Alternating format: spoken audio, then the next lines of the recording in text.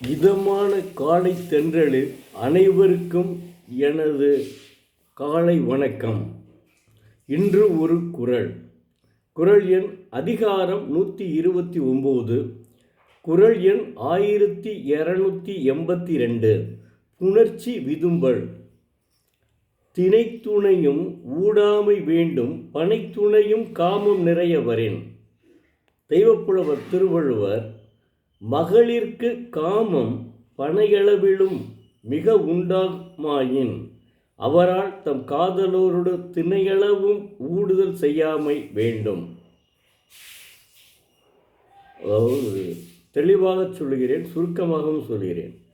காமம் பனையளவாக நிறைய வரும்போது காதலரோடு திணையளவாக சிறிதேனும் ஊடல் கொள்ளாமல் இருக்க வேண்டும். என்ன அர்த்தம்? அதாவது காதல் நிரம்பி இருக்கும்போது இருவரும் காதலனும் காதலையும் காதலி காதலனோடு ஒரு கடுகளவேண்டானும் ஊடல் கொள்ளாமல் இருக்க வேண்டும் என்று வலியுறுத்துகிறார் தெய்வப்புலவர் திருவள்ளுவர். ஏன்னா ரெண்டு பேரும் நல்ல காதலில் ஈடுபடும் போது சிறுதெளி வேணும்,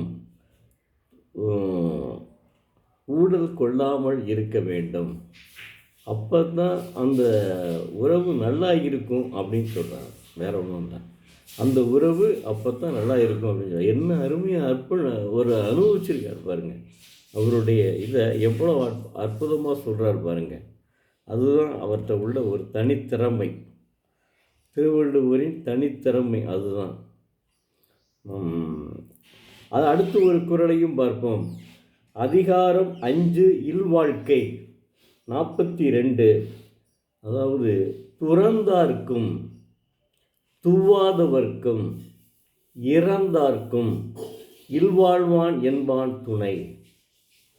அதாவது தெய்வப்புலவர் திருவள்ளுவர், கலைக்கண் ஆனவரால் துறக்கப்பட்டார்க்கும் நல் கூர்ந்தார்க்கும் ஒருவரும் இன்றி தன்பால் இறந்தார்க்கும் இல்வாழ்வான் என்று சொல்லப்படுவான் துணை. அற்புதமான குறளுங்க இது. என்னன்னா எல்லாத்துக்குமே, அதாவது என்னதான் துறவிகள் ஆயிட்டாங்க கூட, ஆனால் இல்வாழ்க்கை உடையவனுக்கு தான் தெய்வப்புலவர் மிகச்சிறந்த ஒரு அறிவாளி என்கிறார், மிகச்சிறந்தவன் என்கிறார். இல்வாழ்க்கையில் ஈடுபவன் தான் மிகச்சிறந்தவன் என்கிறார். அதாவது சுருக்கமாகவும் சொல்கிறேன். துறவியர்க்கும் ஏழைக்கும் ஆதரவின்றி கெட்டுப்போனவருக்கும் இல்வாழ்க்கையில் இருப்பவனே துணையாவான் அப்படின்னு சொல்கிறார். அப்போ எல்லாத்துக்குமே என்ன சொல்கிறான்? இல்வாழ்க்கையில் இருப்பவன் தான் துணை இருப்பான். துறவி அவன் ஒன்றும் செய்ய முடியாது யாருக்கும். அப்போ நம்ம என்ன செய்யணும்? இல்வாழ்க்கையிலே உள்ளவன் தான் எல்லாருக்கும் துணை இருப்பான் என்று சொல்கிறார். அற்புதமான குறளுங்க இது. இதுவும் சரி, இதுக்கு முதல்ல சொன்ன காமத்துப்பாடியினுடைய குறளும் சரி, அற்புதமான குறள். அவைக்கு அற்புதமான குறள் என்ன? எல்லா குறளுமே அற்புதமான குறள். நாம் தான் அதை பின்பற்ற வேண்டும். அதற்கு மாறாக நாம் நடக்கக்கூடாது. அதுதான் நம்முடைய எண்ணங்கள். நம்முடைய எண்ணம் நல்ல வண்ணமாக இருக்க வேண்டும். நன்றி, வணக்கம். நாளை மீண்டும் பார்ப்போம்.